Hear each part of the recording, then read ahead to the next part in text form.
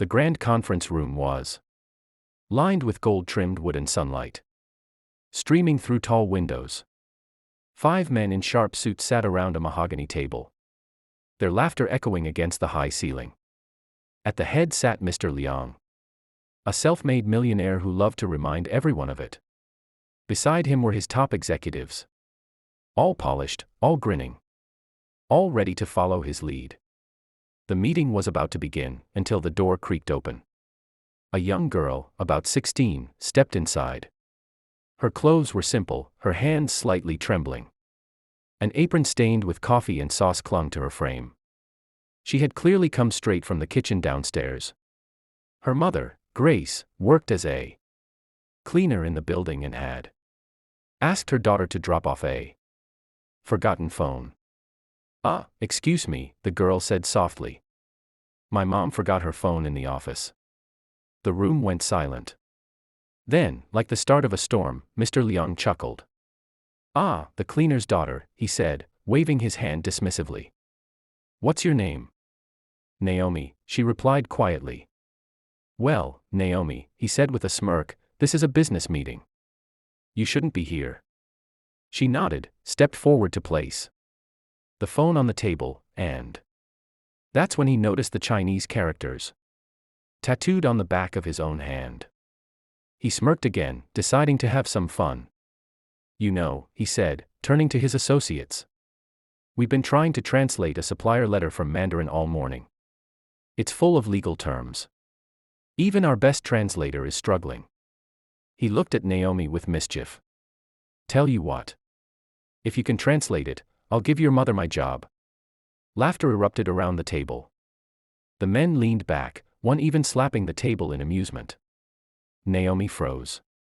She didn't understand why he was mocking her, but she could feel the sting in his tone. Her mother had always taught her to stay composed no matter what. Grace under fire, she'd say. Naomi took a slow breath and said, May I see the paper? The laughter softened into curiosity. Mr. Liang, amused by her confidence, handed it over.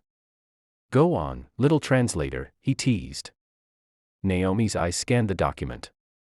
The characters were dense, business formal, but her mind moved quickly. Years of growing up with her mother's Chinese friends, of translating at community centers, had made her fluent. In perfect Mandarin, she began to speak, slowly, clearly, confidently. The laughter died instantly. Every man at the table froze. Mr. Liang's jaw tightened as he realized she wasn't just mimicking sounds, she was translating word for word. Her pronunciation was flawless, her tone natural, her confidence unwavering.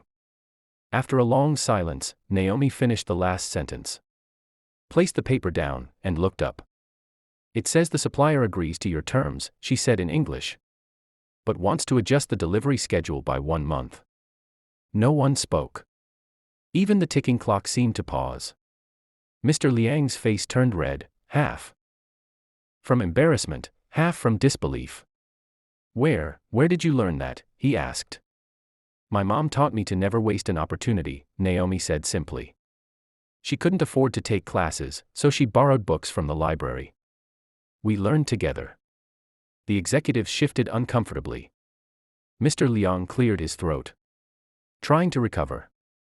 Well, I suppose I owe your mother a promotion, then. Naomi smiled politely. No need, she said. She already has the most important job, raising me. She turned to leave, her head held high. The men remained silent, their laughter replaced by shame. Outside the conference room, Naomi's mother waited nervously. When her daughter stepped out, she asked softly, what happened in there? Naomi smiled. Nothing, Mama. Just a little translation. Inside, the millionaire sat back, staring at the door she'd walked through. For the first time in years, he felt small. Mr.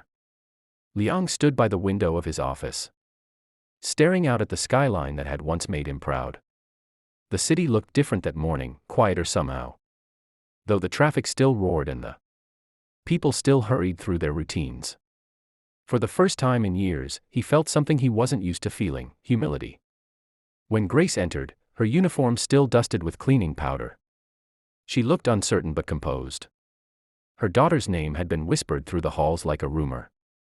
And everyone who had laughed yesterday suddenly seemed very quiet. Naomi hadn't come with her. She was at school, where she belonged. "Sit down, Grace," he said softly. She hesitated, then took the chair across from his desk. The man who had once mocked her daughter's presence now looked older. Smaller, as if the weight of his own arrogance had finally caught up to him. "I was wrong," he began. "I thought your daughter was just a servant's child. I thought she didn't belong in that room. But yesterday..." He stopped, his voice catching slightly. "Yesterday, she reminded me what true intelligence looks like. And what dignity really means." Grace nodded, her expression calm but firm. "Naomi is a good girl," she said. "She never wanted to show off. But she's worked hard. Every night after I came home from cleaning offices, she'd be waiting with a book. We'd read together, Chinese, Japanese, anything she could find. We didn't have much, but we had each other." Mr. Liang looked at her, guilt flickering across his face. "I forgot what that means," he admitted. "When I was young, I came from nothing too. But I let success make me cruel." Yesterday, when she stood there, so calm, so fearless, I saw myself again. Or rather, the version of myself I used to be before money made me proud. He paused, then pushed an envelope across the desk.